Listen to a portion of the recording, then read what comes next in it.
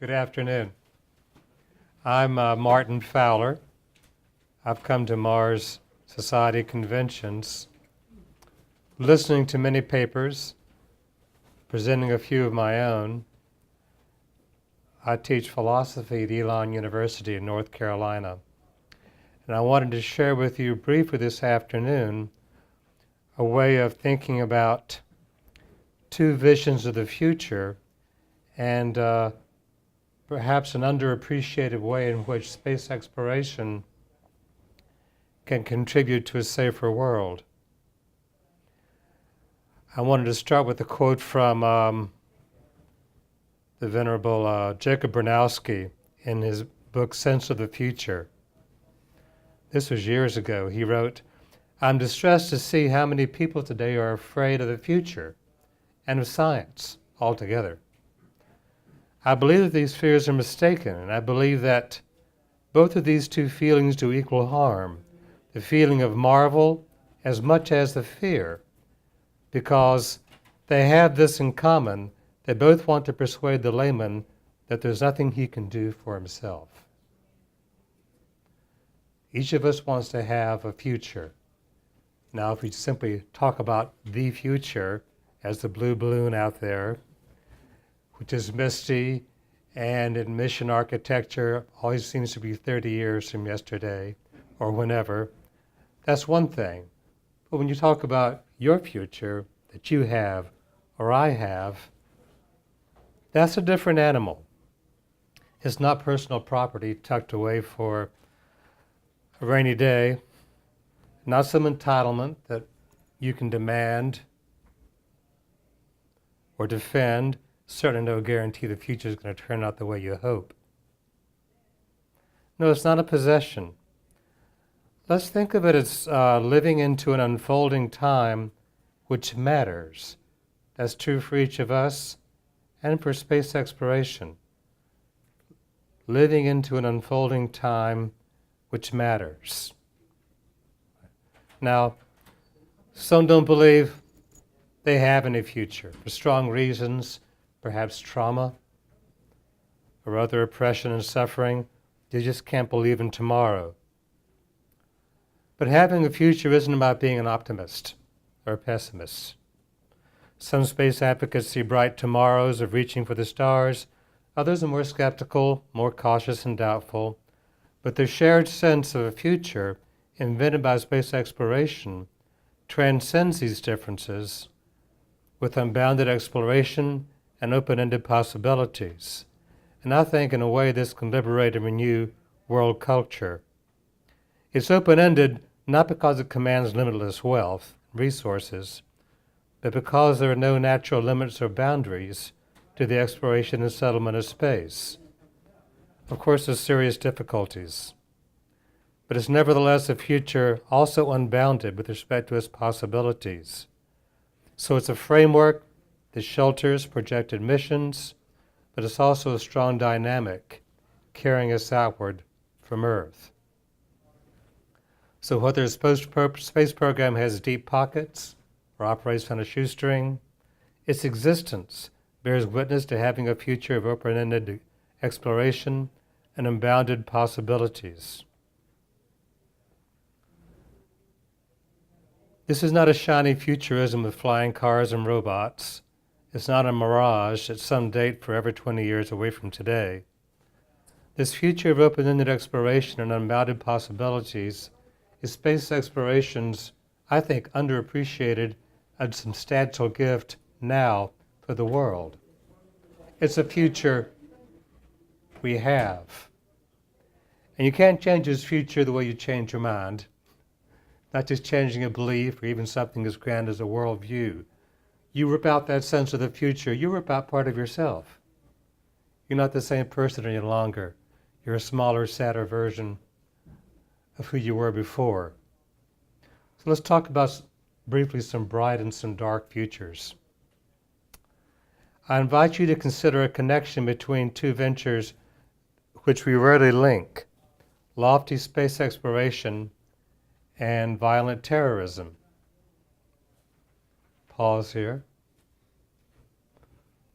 There's good news and bad news in this link. The good news is that space exploration, even without political muscle or military firepower, has a sense of future with a singular ability to destabilize terrorism's version of the future.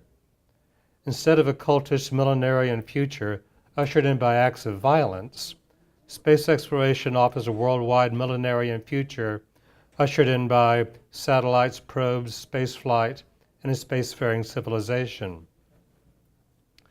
The bad news is that the dynamic of terrorism, such as its love of mission planning, meticulous and often ambitious engineering, explosive technology, and a sense of launching ever more ambitious exploits to reach some dark version of escape velocity, all done to usher in dramatic change in the future witnessed by the world, bears a creepy and unsettling resemblance to the dynamics of space programs. Now, rather than react and object defensively that space exploration has nothing whatsoever in common with terrorism, let's consider these shared dynamics as a hidden opportunity to undermine terrorism. What better weapon against a terrorist millenarian than those upholding a much better kind of millenarianism? That's the opportunity I'd like to explore with you. Now, a millenarian is someone who believes a new era, perhaps spanning 1,000 years, is on the verge of becoming real, embodied, and manifest. The millenarian believes that certain exploits and commitments are required to usher in this new millennium. It can be religious, secular, or a mixture of both. I like to call space exploration a kind of millenarian great outward. Some words have fallen out of fashion as we've matured in space exploration. I hardly ever hear anyone talk about outer space the way they did when I was a kid. It's space. We talk about going up when we talk about liftoff, but more there's a sense of going outward, not just up, in the old sense of heaven being up and that's where we're going to. So the great outward, more than a series of future space destinations, because it's a future that shelters those destinations all aimed outward from Earth. I think it was seated in Wernher von Braun's original paradigm of reaching the moon, Mars, and beyond, but it's grown open-ended and unbounded enough to hold all mission architecture. Now for the dark future. Instead of the great outward, think of the grim inward. I've got a placard on my classroom where I teach. Used to have instructions on where to go in a fire drill, like we had here this morning. But below that, it tells you the sensible and prudent things to do in case an active shooter comes, crazily shooting up everybody in the building. And presumably there are some things you can do that are stupid in that situation, some things that are smart. But this has become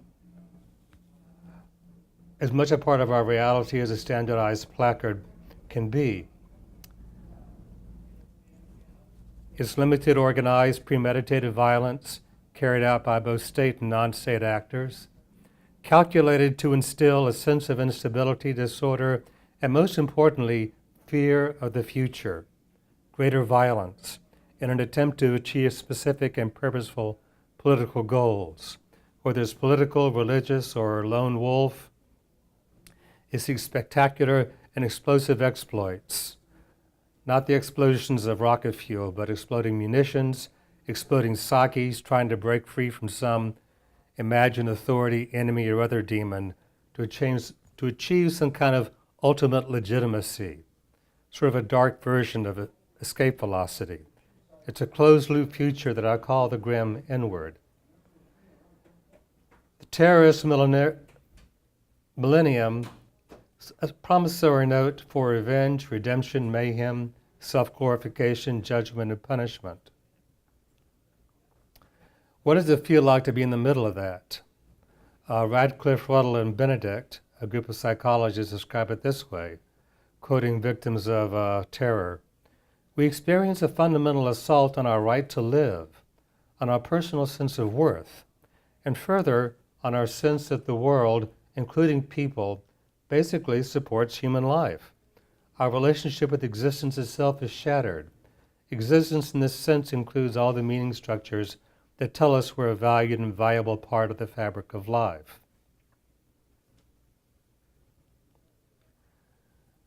We know that terrorism and the grim Edward attacks, first of all, the terrorist's future by putting it within limits, and then jeopardizes the futures of its victims. But beyond that, terrorism undermines the public confidence in an unbounded future by binding them through shock, fear, and outrage to see the future as a treacherous and dangerous place. As one terror survivor says, when you think about everything on a deep level, you see that nothing in life follows any rules. You can't rely on anything to always be true, ever. Nothing is constant and nothing is reliable, so nothing is safe. To just simply believe in and be done with it. You're constantly looking at everything around you and reassessing it, reevaluating it as you get new information about it. I've got an Israeli friend who went to a conference like this. We're sitting on the mezzanine outside of a room like this, waiting for a presentation to end, and he saw a bag sitting on a bench, 20 feet away. And he was eyeing that bag. I could tell he was uneasy. Because in Israel, if there were a bag like that, somebody would have come and, inspected it by now to see what it was. He carried that with him, and that's part of what this is about, I think.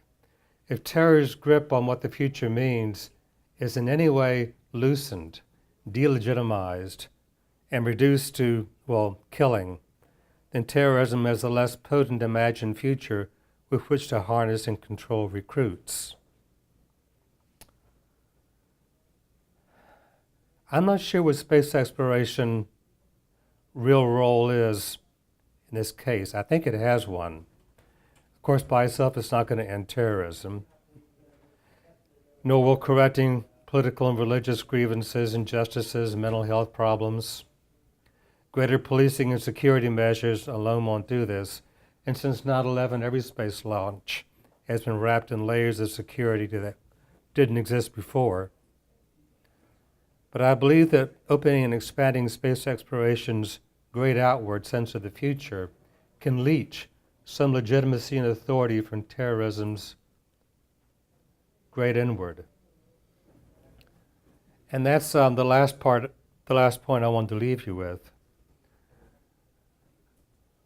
What is space exploration's great assets? Not just the unbounded and unlimited future that I mentioned, which is a gift in itself, but a certain kind of legitimacy that goes beyond political boundaries, goes beyond cultures. The sense that it ought to be so, it deserves to be so, it is right that it is so. And that's very special, that kind of legitimacy that comes from the inside and doesn't seek for validation elsewhere. And that's important because elsewhere in the world, legitimacy and authority are in trouble. People, not just in the American election, but elsewhere, have a fear of and a sense of public betrayal by leadership, broken trust, loss of trust and authority.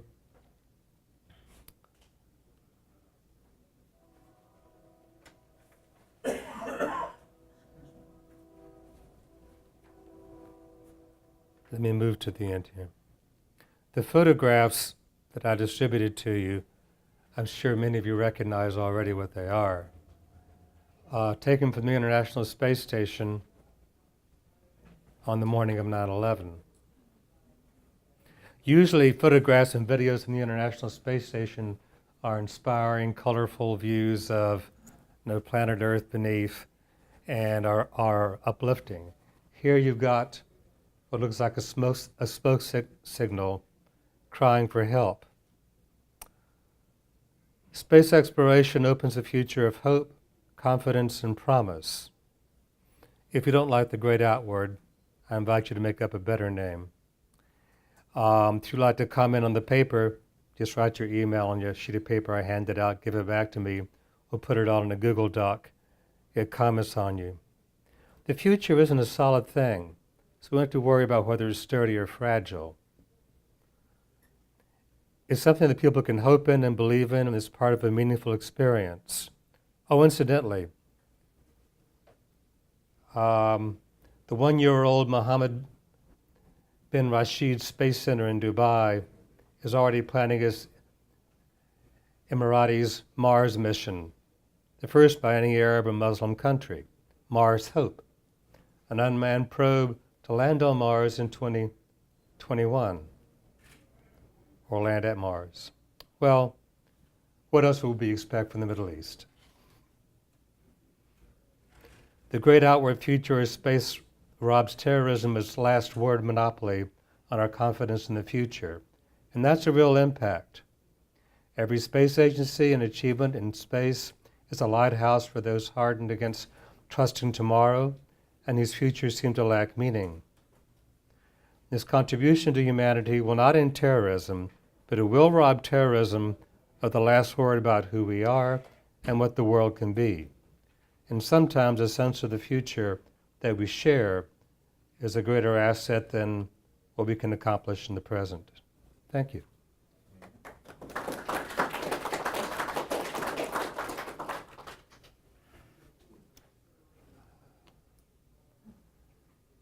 I'm happy to respond to any questions or comments.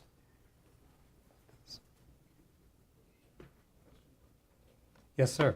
So the analogy is a good one, but the problem with analogies is there are respects in which it works and respects in which They have it strengths and doesn't. weaknesses. So let me ask you a question. I've just come from the Middle East. I've been there for 11 years. So one of the difficulties is that apples and oranges are different things, and so is religion and science. And people have made the argument that you're going to have to find something that's akin to religion, i.e. another religion or something as powerful as that, in order to really battle Middle Eastern understandings of religion that give rise to terrorism. So are you suggesting that science provides that kind of depth and comprehensive self-awareness, or that it will supplement something else? What's your view? I don't think it's a question of science trying to substitute for religion. I don't see much promise in that, going in that direction. There are times in which scientists have been inspired by what could be called a secular religion, a kind of cosmism, of seeing salvation and redemption upwards in the stars, leaving Earth behind. And that goes back to the Germans and to the Russians at the turn of the century. What I'm concerned about, whether the motivation is religious, political, or someone who thinks that they can't be noticed or validate their life without taking out a room full of people. You know, in other words, people who see terror on some scale as a way of making their lives legitimate. To be introduced to a different type of legitimacy, larger than themselves. A legitimacy that is open, affirming, nonviolent. Now, putting it out there doesn't mean that everybody will come. But I think even the fact that it's out there makes a difference internationally. I wish I could say that it would solve the problems that most of us are concerned about, the level of violence and where it occurs. But I think it's an asset, whether a mission gets funded or not. Space exploration is. Yes, sir. So, since we're all talking about Mars, we can't make somebody know that everyone's going to be okay who goes to Mars. What do you see as a way to deal with terrorism that ends up happening on Mars? Maybe not the first trip, but maybe the second or third, or another time into the future. How much should we prepare for that? As you know, 50 years ago, we barely dealt with terrorism, and now, I have to take off my shoes at the airport. How much should we really be concentrating on that question? Well, the short, sweet way to sidestep your very demanding question is go back to the novels of Kim Stanley Robinson and say that everyone in space, whatever the configuration, is living in a bubble, and that's mutual protection. They all know that they're equally vulnerable in that environment. But that's short and sweet, and that doesn't do with the reality of. I guess the question I want to ask is, in that kind of environment, where there's a focus on survival, and you're so far removed from home, or from the usual audience that terrorism wants to command, what would motivate someone to do that? Now, I could see someone might go crazy in other circumstances, and that's a concern of NASA and people who are planning the social psychology of these missions. But, just as an event of one person with a gripe or who wants to make a statement, one scary prospect would be that, yes, you can make a statement there. You can make it in front of 7 billion people if you ever broadcast back to Earth. That's something to take seriously. But otherwise, there's so many other preoccupations and priorities on Mars. I don't see it being much of an initial risk. And that's the emphasis on initial. Yeah. Thank you. Okay, thank you all.